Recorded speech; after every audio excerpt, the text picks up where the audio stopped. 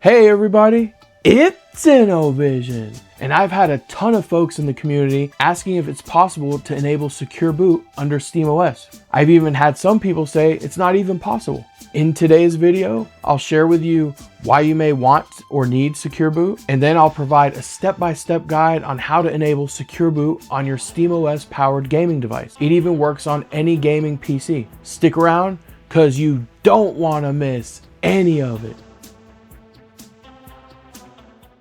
As we get started, I just want to say secure boot is a security feature that allows you to sign your bootloader so that certain types of malware like rootkits can't be installed that affect your computer's boot process. I also want to call out my recommendation if you need secure boot is to use Bazzite. It supports secure boot right out of the box. I do not plan to use this setup. I'm doing it for the community because I've had many people ask me about it. And so unlike my other videos where I'm always out in the comments section answering questions, trying to help you get your devices up and running, this is not something I plan to support. If you run into issues, think of this as a guide or a template and you're going to use it for whatever you want to do with it. Secure boot is needed for certain kernel level anti-cheat games like Call of Duty or Battlefield. I don't play these games, so that's another reason why I don't plan on using this setup. In fact, I would push that game studios should use more modular anti-cheat that allows you to play your game anywhere on any device the way you want to, especially because you're paying so much money for these games. The tool we'll be using for the remainder of this video is called DeckSB. It stands for Deck Secure Boot. It's made by a developer named Down the Crop. I think that this is a very talented developer. I'm going to link their GitHub repository in the description of this video and definitely be supportive of their project. One thing to keep in mind is there are certain checks and mitigations in place that whenever a kernel update happens to SteamOS, it tries to auto update itself, but it doesn't work all the time. As you get SteamOS updates that update the kernel, you're gonna have to go through this whole process again. Enough about that. Let's get started. So the first thing we're going to want to do is actually disable SteamOS's read-only mode. So we'll go into System and then Console. We're going to type in sudo SteamOS-read-only disable and hit enter. It's going to ask for our password. All right, and so now we can go ahead and power down.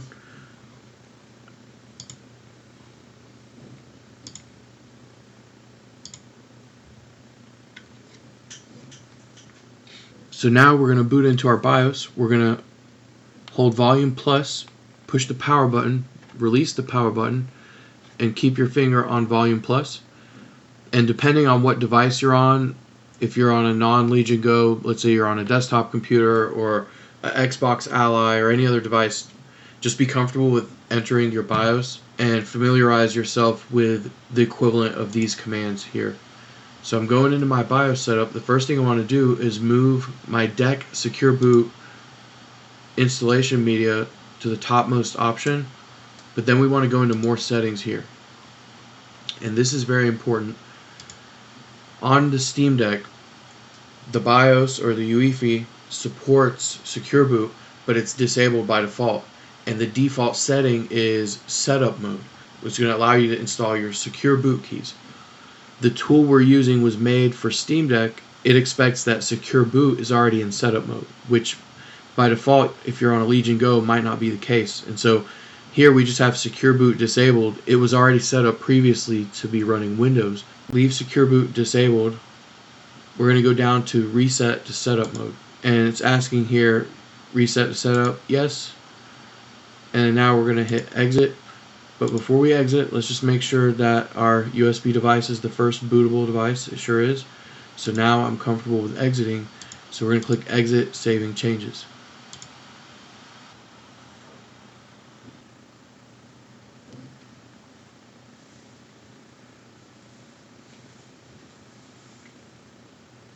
And so now it's booting this custom Arch Linux based Linux distro.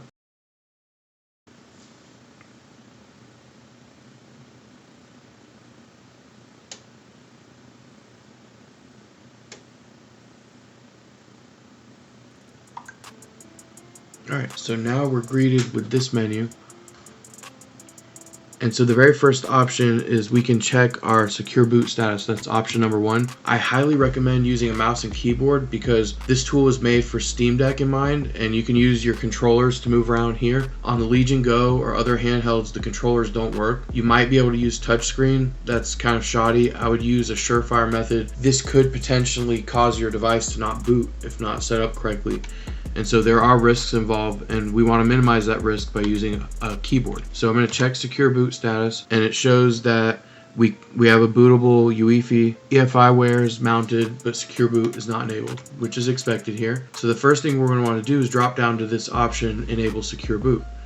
And so it's going to change the settings to enable secure boot. It enrolled our EFI variables. It's now registered an option for DEC secure boot and Microsoft Windows. The next thing we're going to want to do is jump down to the option 3 and pick install DeckSB jump loader. And so here I've got 2 EFI bootloader options. This is an important caveat here. So if you're using the first dual boot video that I put out where you've got SteamOS already installed and then you're adding Windows to it, you're going to want to pick the EFI partition that's partition 1. So it would be NVMe 0N1P1. But if you're using the second video I put out where you've got Windows already pre-installed on your device like we did here on the Legion Go 2, and then you're adding SteamOS, it's going to be partition 5. And so it's going to be NVMe 0N1P5. And so I'm going to select this second one here, hit enter, and it copied our kernel paths. It copied the jump loader. It created a new boot entry, and it looks like the kernel signing was successful. So our kernel needs to be signed in addition to our bootloader to be able to boot into secure boot on SteamOS. And so all that looks good. Now if you saw an error in the previous menu we were in that was complaining about the kernel not being signable, then that means that you didn't disable SteamOS read-only mode. We've got to be able to mount that file system in order to sign the kernel. And so now I'm going to go ahead and power off the device. So now the next thing we need to do is turn on secure boot in our BIOS. So the next thing we're going to want to do is explicitly enable secure boot. So if we were on a Steam Deck, secure boot would already be enabled just by using option number 1 in the DeckSB tool we were just using. I run through that path just in case there's something that the software needs to be able to prime itself, reading variables and things like that. It's possible you don't need to run that first step.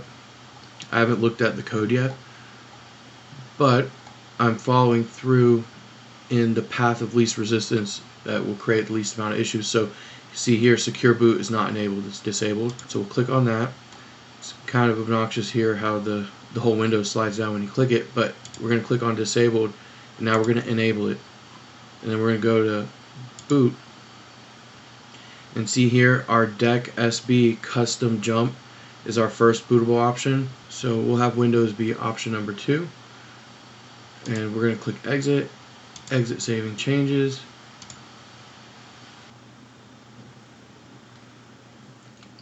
So that warning's fine. At this point, we're greeted with grub. And so we've got SteamOS SB, we've got Windows, and we've got Steam Official Bootloader. So if we go into Steam Official Bootloader at this point, we're going to get the issue about it not being able to boot because this kernel is not secure boot signed.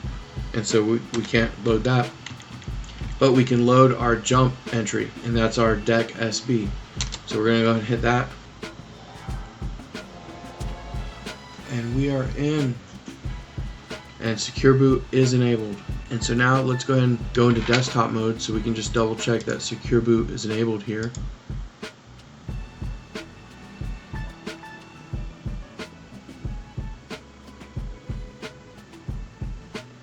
So we'll want to open a console. Let me make the text a little bit bigger. And so the easiest way to check whether secure boot's enabled under Linux that doesn't require any external utilities to be installed is to simply look at the kernel logs from system boot up. So we're going to type in sudo space dmessage pipe grep I, and then in quotes secure space boot, and it's going to ask for a password. Alright, and look at that. From that timestamp in our kernel log, we can see secure boot is enabled under SteamOS here. Now check this out. I have a neat little utility here that should let me boot into Windows. So I don't have to go back into the BIOS every time I want to switch between Windows and SteamOS Linux.